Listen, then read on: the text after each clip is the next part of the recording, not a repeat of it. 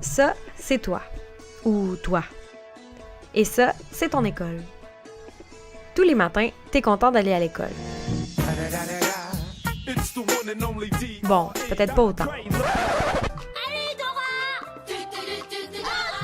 Tout se passe comme d'habitude à l'école.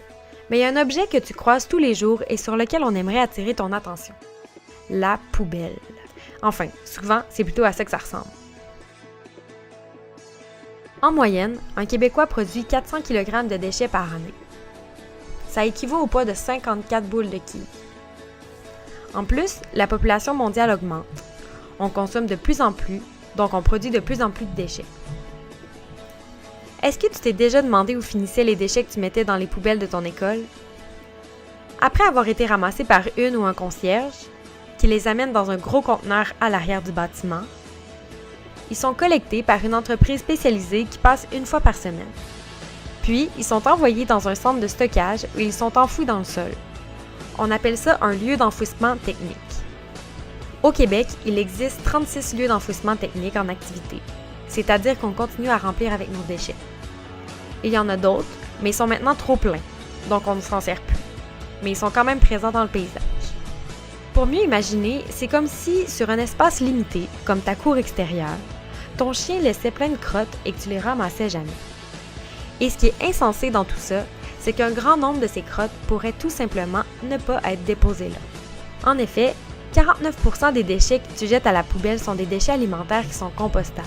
C'est-à-dire que si tu les déposes dans un bac spécial, le bac brun, tes restes alimentaires comme la pointe de pizza en trop, ta peau de banane ou encore la salade de choux, kale, quinoa que ta mère t'a mis dans ta boîte à lunch mais que tu veux pas manger, eh bien tout ça va se décomposer pour donner du compost.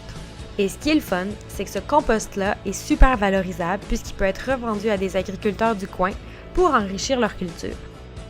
Bon, revenons au problème des cacas dans ta cour arrière. On a enlevé 49% de matière qui était compostable. Maintenant, sache qu'un autre 34% de l'ensemble des crottes est recyclable.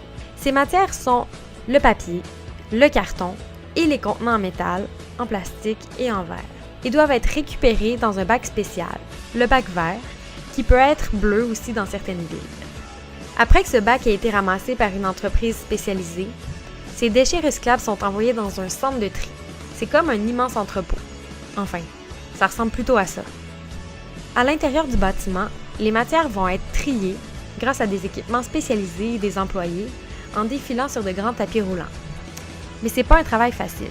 Ça va très vite et on peut jamais tout trier parfaitement. Donc si tu envoies des déchets non recyclables, ça diminue la qualité de la matière.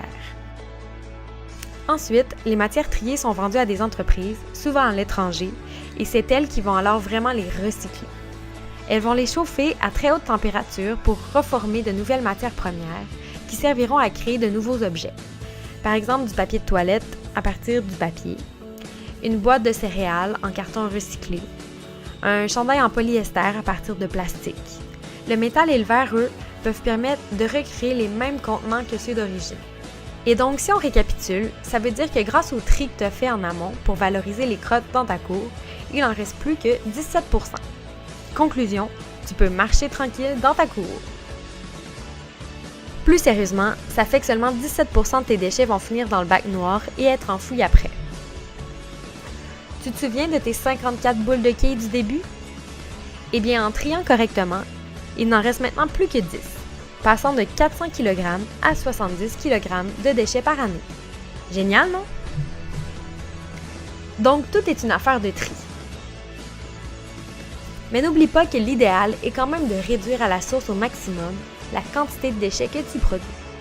Par exemple, prends une gourde pour mettre ton eau au lieu d'acheter à chaque fois une nouvelle bouteille d'eau de plastique que tu vas jeter. Chaque geste compte, mais à l'échelle de ton école, ton effort est multiplié par 500. Donc tu peux avoir un réel impact.